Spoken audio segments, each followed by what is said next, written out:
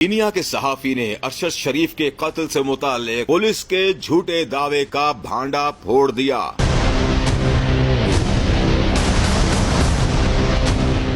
Kenya के मारूफ investigative सहाफी Brian ओबोया ने इंकशाफ किया है कि पुलिस ने अरशद शरीफ पर फायरिंग की जो जगह बताई थी, उनकी लाश उस मकाम से 78 किलोमीटर दूर से मिली है, जबकि नामवर पाकिस्तानी सहाफी के जिस्म पर गोलियों के कम अज कम 2 निशानात पाए गए हैं।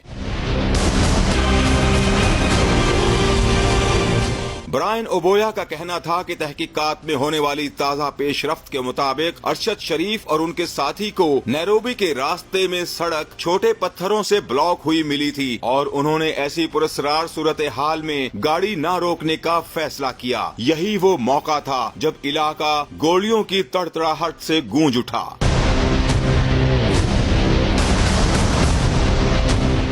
अरशद शरीफ की गाड़ी पर कमोबेश 9 फायर किए गए, जिनमें से 4 गोलियां बाएं तरफ लगीं। सहाफी को लगने वाली जानलेवा गोली जबरदस्त निशाने के साथ चलाई गई थी, जो गाड़ी के पिछले शीशे से दाखिल होकर अरशद की सीट और उनके सर को चीरती हुई सामने वाले शीशे से पार हो गई। उधर पुलिस की नई रिपोर्ट में फायरिंग में मुलव्वस अफराद से मुताल्लिक मुकम्मल खामोशी इख्तियार कर ली गई है।